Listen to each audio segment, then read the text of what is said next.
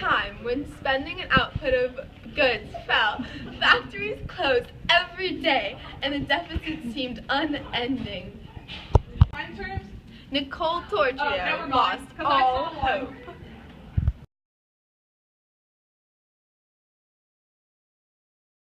She was a college graduate with a business degree from Harvard, and she now spends her days begging for cash.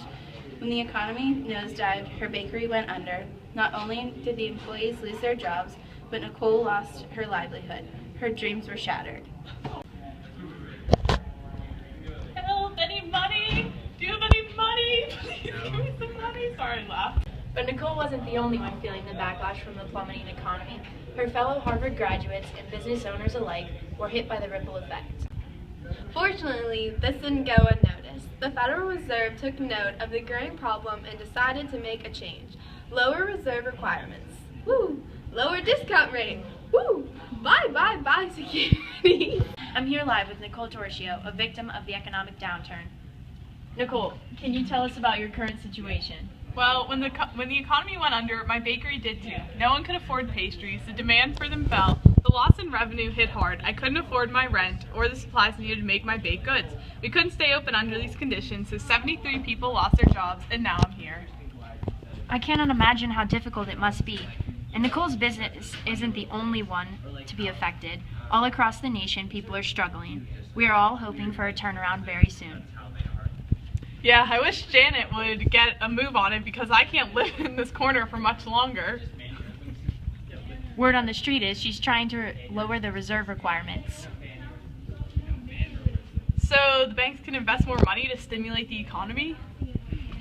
Yep, and that's not all. She's lowering the discount rate. To allow banks to lower interest rates and increase borrowing? That's right. Maybe she did go to Harvard. But wait, there's more. Janet's going to authorize the buying of securities.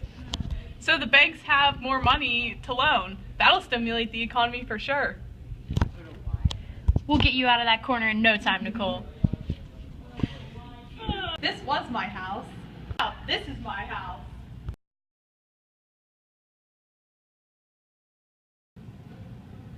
Janet, save the day!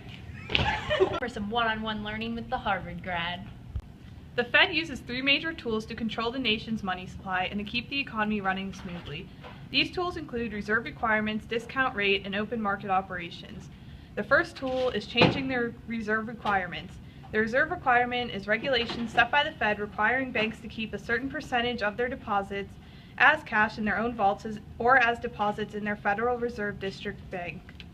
Lowering the requirements could be used to stimulate the economy if it were stagnant or in a recession. The second tool is changing the interest rate. The discount rate is the interest rate that the Fed charges on loans to member banks. If the discount rate is low, banks pass this on to customers in the form of lower interest rates on loans, increasing borrowing. And the last tool is the open market operations, which is the buying and selling of U.S. securities by the Fed to affect the money supply. If the Fed buys securities, this makes a deposit in the owner's bank.